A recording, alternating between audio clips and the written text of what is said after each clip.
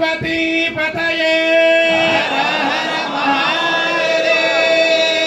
ASP గారి సూచన ప్రకారంగా అక్షరారోపణ వాళ్ళందరూ కిందికి వెళ్ళిపోతారు.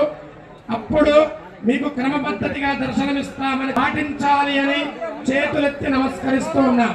మంగళ సూత్రాన్ని నమస్కరించుకోండి. అందరూ రండి. మాంగళ్యతంతునా అనేనా లోకరక్షణ కొరకు సమర్పణ చేస్తూ ఉన్నాం. అందరూ నమస్కరించుకోవాలి. భగవానికి